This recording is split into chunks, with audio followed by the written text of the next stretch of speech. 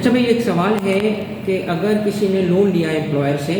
और उससे कोई एसेट,